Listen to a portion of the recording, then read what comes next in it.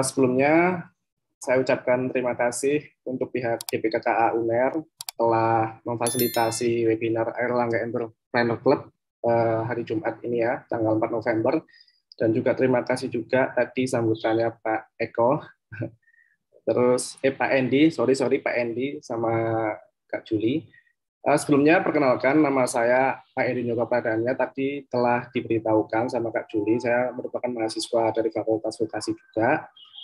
Usaha saya itu listen itu tadi sudah disampaikan sama Pak Endi. Produk listen itu gula semut kelapa. Jadi kita itu kayak mengolah gula kelapa dijadikan gula semut yang lebih halus. Produknya dari segi kualitas produk sama packagingnya seperti itu. Nah, di sini kebetulan saya akan menyampaikan pentingnya legalitas dalam berwirausaha. Sebenarnya latar belakang prodi saya itu bukan hukum ya, akan tetapi saya di sini akan sharing-sharing apa yang telah saya lakukan, apa yang telah saya rasakan dari saya mengurus legalitas sama impact-nya itu, output-nya ketika usaha saya itu sudah ada legalitasnya gitu. Nah, di sini saya akan sharing-sharing sama teman-teman, kayak tukar tambah pengalaman saja. Oke. Nah, jadi yang perlu teman-teman ketahui, usaha mikro kecil dan menengah UMKM itu merupakan sektor penggerak perekonomian Indonesia terbesar ya. Menurut data atau tujuan dari pemerintah itu di tahun 2020 dari datanya Kementerian Perindustrian 30 juta UMKM itu targetnya itu udah go digital. Nah, dari beberapa 30 juta digital itu pasti kan kita pelaku usahanya itu ada yang nah, jadi peran UMKM ini sangat penting bagi kita generasi atau pelaku usaha di mikro kecil ya. Tentu saja lisen ini dari membangun lisen ini kita berawal dari usaha rintisan, startup, atau bisa setara dengan usaha mikro kecil. Nah, ini peran UMKM, salah satunya itu berkontribusi dalam menyerap tenaga kerja, mempertahankan omset, dan memberi kontribusi dalam perekonomian nasional. Sektor UMKM itu juga mampu menyerap tenaga kerja, sebagian besar tenaga kerja secara nasional.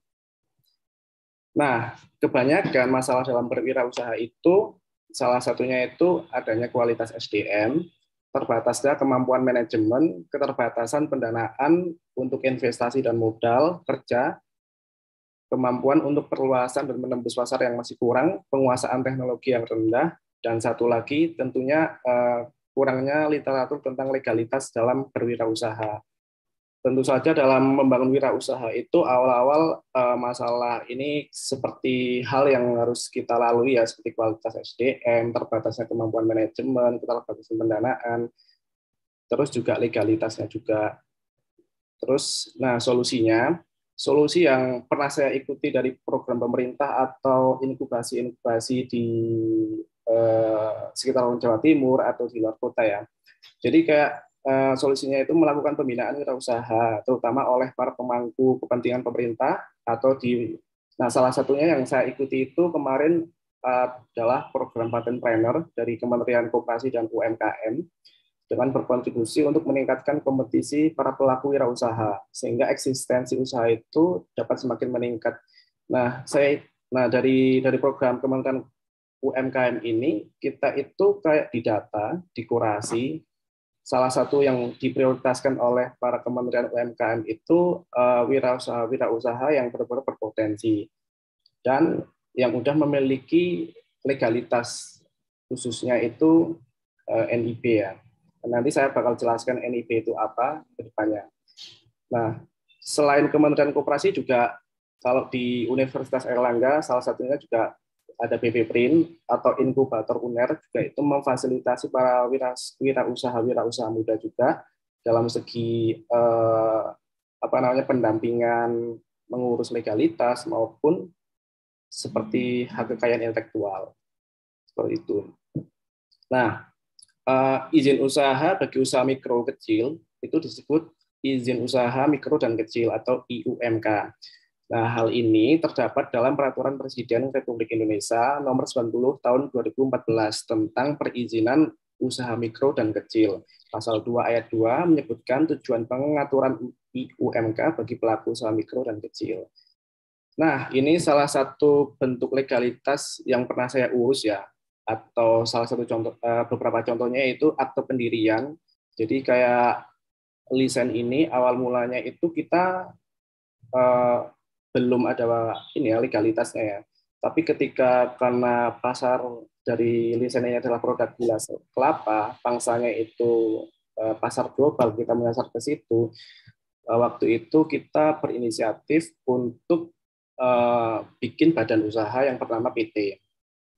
Nah, dari salah satunya itu ada akte pendirian, setelah itu juga SK Kementerian Hukum dan HAM sebagai tanda pengesahan badan hukum yang nantinya ini diurus notaris. Yang selanjutnya itu dari ketika kita udah dapat akte akte usaha itu nanti juga kita bisa mengurus NPWP, surat izin usaha perdagangan atau SIUP, terus surat keterangan domisili perusahaan, tanda daftar perusahaan, dan AMDAL jika diperlukan. Nah, ini tujuannya pentingnya legalitas utama yaitu kepastian dan perlindungan dalam berusaha di lokasi yang ditetapkan.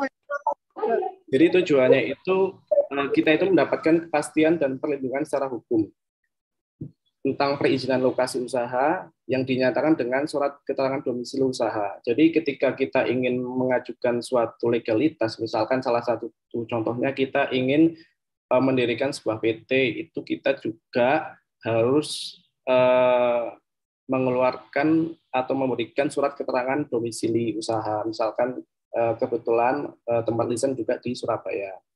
Itu dari segi bangunan itu ada pajaknya. Kalau sewa kita bisa minta orang yang memiliki bangunan itu. Selanjutnya kita mendapatkan pendampingan pengembangan usaha. Nah, jadi seperti bantuan modal, tenaga kerja, terus tenaga manajemen usaha.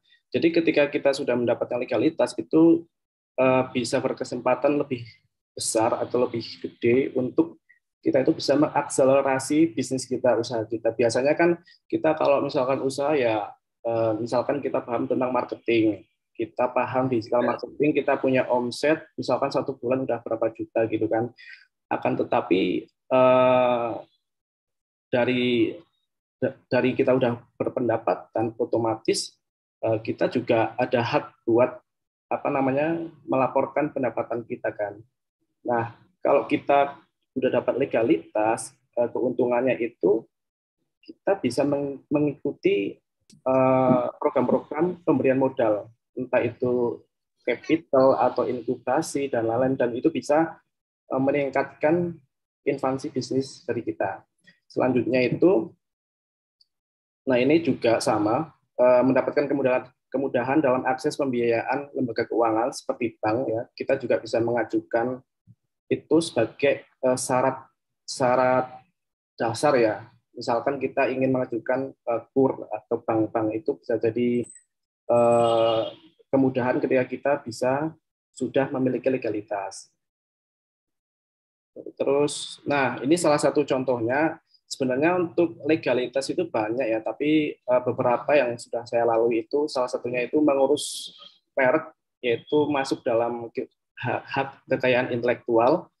Nah, hak kekayaan industri atau hak kekayaan yang didapatkan seseorang atau perusahaan atas hasil olah pikir manusia untuk menghasilkan suatu produk jasa atau proses yang berguna bagi masyarakat. Nah, dengan kata lain, HKI atau hak kekayaan intelektual itu hak untuk menikmati secara ekonomis hasil dari suatu kreativitas intelektual. Nah, contoh dari HKI ini atau hak kekayaan intelektual atau industri itu ada paten, merek, desain industri, terus desain tata letak sirkuit, terpadu rahasia dagang, indikasi geografis, sama pemuliaan varietas tanaman. Nah, Di sini saya memberikan contoh merek karena lisen ini salah satunya yang sudah mendapatkan hak kekayaan intelektual itu mendaftarkan merek. Terus kalau teman-teman tahu untuk paten itu biasanya kayak ini ya, apa namanya, misalkan cacasan MacBook itu. Kalau teman-teman tahu ya, cacasan MacBook itu ada magnetnya, itu salah satu contoh paten karena nggak bisa di apa namanya implementasikan oleh merek laptop lain. Terus merek itu ini contohnya McDonald. Nah, merek dari segi merek itu namanya McDonald ya. Kalau ini dari segi desainnya atau logonya. Jadi ketika kita sudah mendapatkan atau mendaftarkan logo sama merek atau hak paten itu tidak bisa ditiru oleh eh, pihak lain ya. Karena kalau misalkan nanti kita belum mendaftarkan itu kemungkinan bakal ada yang apa istilahnya sama gitu. Misalkan namanya hampir-hampir mirip atau logonya sama gitu. Kayak ada kasus juga nih di tempat saya ya, di daerah saya Jawa Tengah itu ada merek makanan yang namanya itu pokoknya ada soto lah pokoknya. Soto Pak Pak Budi misalkan. Nah, itu sudah kayak bertahun-tahun gitu loh, udah kayak lama banget, udah 20 tahunan tapi ketika ada merek yang sama, misalkan si B itu. Nah, tapi soto Pak Budi milik si B ini udah mendaftarkan di hak kekayaan intelektual gitu. Nah, akan tetapi yang soto Pak Budi yang tadinya yang udah lama berpuluh-puluh tahun itu udah memakai nama itu menggugat itu nggak terima. Nah, akan tetapi ketika menggugat itu tidak bisa diajukan karena sudah yang apa mereknya Pak Soto Pak Budi yang B itu sudah terdaftar di hak kekayaan intelektual atau jadi itulah pentingnya hak kekayaan intelektual atau merek yang bisa kita daftarkan. Nah, yang sudah pernah saya urus yaitu PT, tapi untuk saya itu PT perseroan ya. Akan tetapi di sini saya akan menjelaskan PT perorangan juga. PT perorangan itu merupakan salah satu jenis PT yang dijadikan kendaraan bagi kegiatan bisnis yang memenuhi kriteria usaha mikro dan kecil. Nah, PT terdapat dalam Undang-Undang Nomor 11 Tahun 2020. Perusahaan berbentuk PT itu banyak dipilih karena itu statusnya berbentuk badan hukum ya, meskipun perorangan, sehingga ada pemisahan tanggung jawab dan harta antara pemilik perusahaan dan perusahaannya. Jadi kalau kita bikin PT itu, enaknya itu kita bisa membedakan antara harta PT perusahaan, modal yang kita setor, sama modal pribadi. Jadi bedanya PT sama CV itu, misalkan CV ya, itu kalau CV itu pakai modal pribadi, tapi ketik juga misalkan dapat masalah itu kalau CV bisa eh, ngambil dari apa namanya harta pribadi juga, tapi kalau PT itu nanti eh, ngambilnya dari uang yang disetor di PT itu aja. Gitu. Nah, untuk persyaratan dan prosedurnya, bikin PT itu mudah banget, teman-teman. Biasanya kalau masalah legalitas itu pasti mikirnya awal-awal kayak rumit ya. Saya juga dulu mikirnya gitu sih, kayak wah kayaknya rumit ini, harus ini ngeluarin duit, syarat bla bla bla bla. Ternyata udah, salah satunya itu kalau PT perorangan ya, itu tidak ada ketentuan modal dasar minimal. Seberapapun kita bisa setorkan. Yang kedua, itu kita cukup mengisi surat pernyataan pendirian PT perorangan.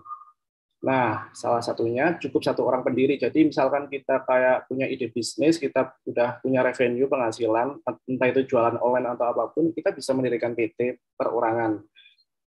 Terus tidak perlu adanya komisaris di PT perorangan. Ya, karena kalau PT perorangan itu bisa satu orang di situ, bisa handle sendiri dan tempat lokasi usaha. Selanjutnya untuk mengurus legalitas PT Perseroan ya, yang kalau yang tadi itu ini perorangan, yang selanjutnya itu perseroan. Nah, jadi dulu desain ini ngurus PT Perseroan itu kita ada banyak sih sebenarnya, tapi kita memilih menggunakan konsultasi, jasa konsultan pendirian PT. Jadi udah kayak diurus berkas-berkasnya, kita tinggal ngasih. Tapi bisa juga secara offline, teman-teman datang ke notaris dengan membawa persyaratan-persyaratan tertentu. Ini salah satunya, pertama yaitu pengecekan nama PT. Jadi kayak kita itu sebelum mendirikan PT, kita harus menentukan nama ya. Nama PT yang benar-benar beda dan tidak mirip kalimatnya sama PT yang sudah terdaftar atau secara legalitas beredar di Indonesia. Yang kedua itu pembuatan draft akta pendirian PT. Jadi untuk mendirikan PT itu kita minimal itu ada 3 kalimat. Ya, misalkan lisan itu PT Lisan Asmara Loka Akral. Nah, dan kalimatnya itu tidak boleh mengandung kalimat asing ya, harus berbahasa Indonesia. Selanjutnya yang ketiga itu pendaftaran di Kementerian Hukum dan HAM. Nah ini setelah melewati ini, itu kan nanti kayak berkas-berkas kayak fotokopi KTP, fotokopi NPWP pribadi, surat keterangan domisili, misalkan sudah jadikan satu berkas, nanti itu kita ke notaris atau jasa konsultan diserahkan ke sini buat diurus. Nah setelah itu bisa ngelakuin pengajuan NPWP perusahaan. Yang kelima, kita bisa mengurus NIP dan mengajukan permohonan usaha izin. Nah, jadi itu sebenarnya ketika kita sudah mendapatkan akte usaha atau badan usaha, PT perorangan atau PT perseroan, itu gampang teman-teman. Jadi kayak mengurus NPWP, NIP sama izin usaha itu bisa dilakukan secara online dan cepat di OSS. Jadi teman-teman nanti bisa langsung ngurusnya itu di salah satu laman oss.co.id ya. Atau misalkan kalau jasa konsultan itu biasanya menyediakan paket lengkap. Jadi udah sama pengurusan NPWP, NIP sama mengajukan permohonan perizinan usaha. Nah, mengapa sih legalitas itu penting? Nah, di Indonesia ini kan salah satu negara hukum ya, teman-teman ya. Dan sebagai salah satu bentuk taat hukum, sebuah pengusaha atau kita yang berwirausaha itu harus melegalkan usahanya, karena kan legalitas itu ibaratnya sebagai pondasi dasar ya, pondasi dasar, dan orang yang ngerti aturan atau orang dari luar itu atau mitra yang bakal lihat usaha kita apa itu dan yang sudah berlegalitas itu pasti mandangnya kayak wah ini dari pondasi aja mereka sudah yakin gitu, maksudnya kayak serius bikin bisnis gitu. Terus yang selanjutnya itu legalitas usaha merupakan izin yang sah secara hukum terhadap segala kegiatan usaha yang dijalankan beserta semua elemen yang terlibat di dalamnya. Jadi ketika kita melakukan suatu usaha seperti kita kayak nanti berurusan dengan logistik, kalau misalkan gula itu kan kalau saya listen ya itu dari Jogja dari gudang ke kafe ke ini beda-beda tempat itu kan juga ada perizinannya ya. Nah, ketika kita sudah punya legalitas itu tuh bakalan lebih mudah banget untuk menjalankan operasional usaha kita. Terus, nah manfaat perusahaan yang sudah berlegalitas tadi ini ada berapa 1, 2, 3, 4, 5, 6. Salah satunya itu aktivitas usaha lebih luas. Tentu saja setelah lisen sudah berbadan usaha itu kita bisa menjual berbagai produk ya. Jadi kayak di PT itu kita ngajuin KBLI, itu klasifikasi, pokoknya kayak kita itu jualan di bidang apa sih, kalau lisan kan jatuhnya di bidang pertanian, perkebunan gitu kan, jenis-jenis gula di situ. Nah, kita bisa lebih banyak kayak menjual produk-produk turunan dari gula kelapa. Terus juga membangun kredibilitas. Nah, membangun kredibilitas sangat saya itu sangat merasakan kayak mudah buat bermitra ya. Kayak kita itu misalkan ngajuin proposal misalkan di kafe gitu. Nah, di suratnya itu udah ada kop perusahaan lisensi, misalkan PT lisensi sama stempel. Nah, di situ itu mereka bakalan lebih antusias untuk menanggapi sih, dibanding ketika misalkan dulu itu belum berlegalitas ya. Itu. Terus yang selanjutnya itu mendapatkan perlindungan hukum. Nah, ini kalau misalkan perusahaan kita atau wirausaha kita itu ada sengketa, misalkan nih kita dari segi apa namanya, misalkan tadi yang hak kekayaan intelektual kita diimitasi, itu kita bisa mengajukan gugatan gitu ke pihak yang mengimitasi logo kita atau hak merek dagang kita. Terus juga mengajukan mengajukan dan menerima modal usaha. Ketika badan usaha kita sudah memiliki legalitas, itu bakalan lebih mudah untuk mengajukan proposal pendanaan sama kita menerima modal usaha. Tentu saja itu dibarengi dengan ini ya, laporan keuangan kita. Tapi biasanya orang pemodal itu screeningnya itu satu sih, ini sudah berbadan usaha belum, sudah berlegalitas belum gitu. Biasanya mereka lebih memprioritaskan badan usaha yang sudah berlegalitas. Contohnya waktu kemarin ketika saya ikut programnya Patentpreneur dari Kementerian Koperasi dan UMKM, itu kan kita dikumpulkan beberapa UMKM di Jawa Timur gitu. Nah, jadi salah satu mentor dari Patentpreneur itu bilang, kita bakalan memprioritaskan wirausaha-wirausaha atau orang usaha-usaha yang sudah berlegalitas untuk diikutkan ke pameran. Nah, itu kan salah satu poin plus bagi usaha yang sudah berlegalitas. Selanjutnya mudah masuk ke pasar asing. Nah, kebetulan karena gula kelapa ini, lisan ini orientasinya juga pasar global, apalagi ke pasar asing itu legalitas jadi salah satu syarat wajib ya, syarat utama buat produknya itu bisa kita kirim atas nama perusahaan kita. Jadi kalau sudah berlegalitas, kita itu bisa mengirim proposal-proposal ke perusahaan asing juga. Sama mendaftarkan ke e-commerce global juga, itu salah satunya harus berlegalitas. Yang selanjutnya, aset pribadi terlindungi, seperti dijelaskan tadi. Misalkan perusahaan kita kayak mengalami minus atau kayak apa istilahnya pilot ya, atau mengalami kerugian, semua yang diambil itu ya apa-apa aset yang ada di PT itu. Jadi nggak melibatkan aset pribadi kita gitu. Jadi aman. Jadi ketika modal yang sudah kita setor, berapapun nilai aset perusahaan kita, ya itu yang diambil. Jadi kayak misalkan harta kekayaan pribadi kita, aset pribadi itu nggak bakal diambil gitu. Terus yang selanjutnya, nah 3 langkah agar pelaku usaha atau kita-kita ini mengikuti legalitas hukum. Pertama itu yang saya ketahui dan pernah saya ikuti, yaitu edukasi tentang pentingnya legalitas usaha dan penjualan online bagi pelaku UMKM. Nah, ini banyak banget platform atau instansi yang mengadakan hal semacam ini. Yang tadi salah satu contohnya ada Kementerian UMKM, Kementerian Pariwisata juga segencar-gencarnya mengadakan edukasi tentang berwirausaha, salah satunya legalitas.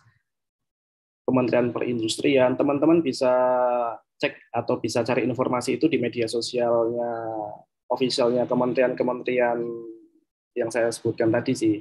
Terus yang ketiga itu inventarisasi, yaitu kelengkapan dokumen legalisasi usaha. Jadi kayak sosialisasi tentang dokumen-dokumen apa saja sih untuk kita bisa mengajukan legalitas usaha, agar usaha kita itu berlegalitas. Misalkan minimal membuat PT atau mengajukan merek di hak kekayaan intelektual. Nah, itu tadi. Terus juga pendampingan pengurusan perizinan usaha. Nah, jadi banyak seperti contohnya itu kayak inkubator itu juga bisa memfasilitasi untuk mendampingi pengurusan perizinan usaha, atau teman-teman bisa menggunakan pihak ketiga seperti konsultan pembuatan badan legalitas seperti badan hukum atau HKI. Selanjutnya, nah ini solusi yang dilakukan agar pelaku usaha mengikuti legalitas hukum. Yang pertama itu biasanya dari beberapa kegiatan yang saya ikuti dari Kementerian UMKM, salah satu contohnya itu melakukan pendataan keberadaan pelaku usaha dan permasalahan yang dihadapi. Jadi itu ketika kita sudah mengajukan data-data itu dari kementerian atau pihak yang menyelenggarakan itu memberikan form terus berupa permasalahan apa saja sih yang kita hadapi. Nah, kita bisa catat di situ dan nanti itu bisa dibantu oleh pihak yang menyelenggarakan. Terus koordinasi rencana penyelesaian masalah, pelaksanaan sosialisasi, dan pendampingan pengurusan izin usaha, serta penggunaan perangkat online. Nah, terakhir, para pelaku wirausaha harus memiliki pemahaman tentang pentingnya legalitas usaha sehingga tergerak untuk melakukan pengurusan legalitas usaha. Karena kalau kita jujur aja dulu waktu sebelum memikirkan buat melegalitaskan usaha dari lisan ini belum ada kepikiran karena kebayang sih untuk sudah legalitas itu kan pasti tanggung jawabnya besar ya, kayak kita harus nanti juga harus bayar pajak atau kita mendaftarkan anggota atau misalkan karyawan di badan usaha kita, harus memfasilitasi ini itu, kayak wah ternyata ribet ya, kalau nanti ribetnya kayak gini-gini. Ternyata ketika saya mengurus dan sudah legalitas itu tuh nanti bakal dibimbing, bakal dikasih tahu sama kita, bakal diundang oleh Dirjen Perpajakan, Kementerian Ketenagakerjaan, sosialisasi buat gimana sih langkah-langkah nantinya buat setelah kita sudah mendapatkan legalitas, misalkan badan usaha, nah itu kita diarahkan. Jadi kayak enak, kita difasilitasi banget. Nah, selanjutnya dengan dimilikinya legalitas usaha, nanti diharapkan itu para pelaku wirausaha atau UMKM itu mendapatkan akses pembinaan dari pemerintah yang tadi contohnya seperti kita mengikuti beberapa pembinaan dari kementerian ya. Terus pemahaman tentang penjualan secara online. Biasanya kalau pendampingan itu sama dari segi marketingnya juga, karena tujuannya itu UMKM Go Digital yang sedang digencarkan oleh para pemerintah untuk mendongkrak omset dari pelaku usaha mikro kecil. Dan pada masa mendatang diharapkan pelaku wirausaha dapat lebih berkembang sesuai potensi yang dimiliki. Mungkin sekian sih presentasi dari saya.